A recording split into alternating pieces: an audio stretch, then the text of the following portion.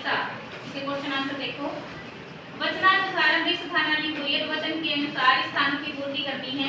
ठीक है, एक वचन, द्विवचन, बहुवचन। संस्कृत में वचन कितने प्रकार के होते हैं? 3 प्रकार के।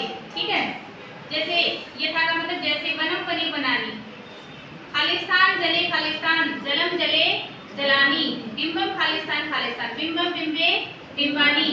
ठीक है, जने जनऊ जनान, पवनम पवनऊ पवनान। ठीक है, तो ये ऐसे बनाने हैं। क्वेश्चन नंबर 2 देखो। कोष्ठकेषु प्रदत्त शब्देषु उपयुक्त विभक्ति योजित्वा स्थानानि पूर्यत। कोष्ठक में दिए गए प्रयुक्त शब्द में उपयुक्त विभक्ति को जोड़कर इस स्थानों की पूर्ति करनी है। ठीक है, यानी अहम रोटिकाम खादामि, इसमें रोटी का है। ठीक है, जैसे रोटिकाम। त्वम खालिस्तान पिबसि, जल का क्या बन गया? जलम। छात्र खालिस्तान पश्यति, दूरदर्शन है दूरदर्शनम।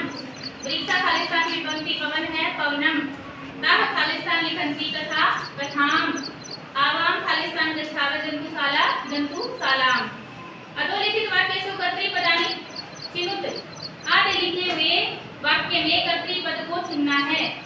वृक्षा नभः शीर्षसु वहन्ति, तो इसमें कर्तृपद क्या है? वृक्षा। दीर्घा वृक्षेषु पूजन्ति, पक्षी वृक्षों पर पूजते हैं, तो इसमें कर्तृ कौन है? दीर्घा, पक्षी। ठीक है, वयोदर्पणे वृक्षा सौ प्रतिबिंबम पश्यन्ति, इसमें भी वृक्षा ही कर्तृपद है। कृष्ण अनानि उत्पाद्यति, तो इसमें कर्तृपद क्या है? कृष्ण यानी किसान। किसान अन्न उत्पादन करता है ना। सरोवरे मत्स्या सन्ति, तो इसमें मत्स्या यानी मछली, सरोवर में मछलियां हैं। बस क्वेश्चन नंबर 4 देखो। वचना नाम उत्तराणी लिखत, प्रश्नों के उत्तर लिखने हैं। वृक्षा कई पातालम से अपरिशन्ति, वृक्षा पादई पातालम से अपरिशन्ति। वृक्षा किम रचयन्ति, वृक्षा वनम रचयन्ति, वृक्ष वनों की रचना करते हैं। दीर्घा पुत्र आसीना, पक्षी कहाँ बैठते हैं? दीर्घा शाखासु आसीना। कौतुकेन वृक्षा किम पश्यन्ति, कौतुकेन वृक्षा सौ प्रतिबिंबम पश्यन्ति।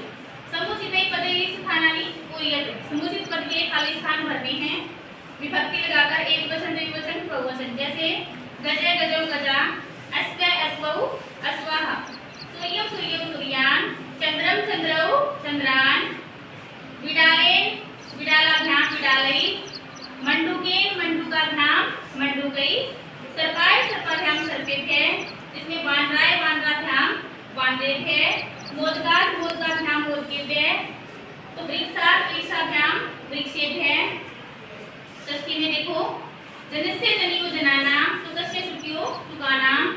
सप्तमी विभक्ति देखो। शिक्षके शिक्षकयो शिक्षकेषु, मयूरे मयूरौ मयूरेषु। संबोधन में है बालक बालकौ बालिका, हे नर्तक हे नर्तकौ हे नर्तकाः। ये पूरा रूप बना दिया अलग अलग शब्द दे करके। ठीक है, 6 क्वेश्चन देखो। भिन्न प्रकृति पदम चिनुत, इसमें भिन्न प्रकृति वाला पद चुनना है हमें। गंगा लता यमुना नर्मदा, गंगा नदी है, यमुना भी नदी है, नर्मदा भी नदी है, तो इसमें लता क्या है? लता होती है बेल, अलग है ना, तो इसमें लता जो है वो भिन्न पद वाला, ये हमारा आंसर है। अगला है उद्यानम कुसुमम फलम चित्रम, तो उद्यान कुसुम फल ये तो सारे बगीचे के अंदर आते हैं, तो ये चित्रम है ना, ये अलग है, तो ये भिन्न प्रकृति वाला पद जो है ये इसका आंसर है। लेखनी तूलिका चटका पाठशाला, लेखनी तूलिका और पाठशाला ये सारे तुम्हारे स्टूडेंट से संबंधित हो गए ना, लिखते भी हो और पाठशाला में आते हो। ये चटका, चटका है चिड़िया, ये अलग है। आम्रम कदली फलम मोदकम नारंगम, ये सारे फल हैं। आम्रम कदली फलम और नारंगम ये फल हैं। मोदकम होता लड्डू, मोदक, तो मोदकम है ये भिन्न प्रकृति वाला पद। ठीक है, तो ये इसका आंसर है बेटा।